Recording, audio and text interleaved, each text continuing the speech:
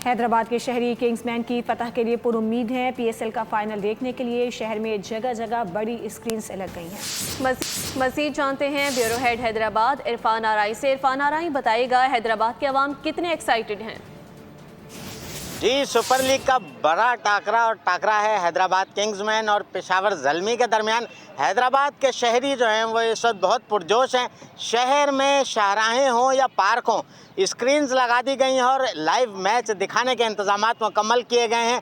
अगर इमरान आपको दिखाएं तो इस वक्त हम लतीफ़ाबाद के एक पार्क में मौजूद हैं। यहाँ पर लगाई गई इसी तरीके से ऑटोबान रोड पर स्क्रीन है, डी पार्क पर स्क्रीन है, नियाज स्टेडियम में स्क्रीन है और लातादाद मकामात हैं जहाँ स्क्रीन है यहाँ मौजूद हैं। जो मुंतज़मीन उनसे हम बात करते हैं। बताइएगा सर, हैदराबाद के मैच को हम ऐसे देख रहे हैं कि आज पूरा हैदराबाद, वैसे तो पूरा पाकिस्तान, लेकिन हैदराबाद की हर गली, हर कोना हर जगह पे स्क्रीन लगी हो। पूरे हैदराबाद के बच्चे, बड़े, बुजुर्ग, ख्वातीन, ये सब पुरजोश है अपनी हैदराबाद की किंग्समैन टीम को जो है वो खराज तहसीन पेश करने के लिए।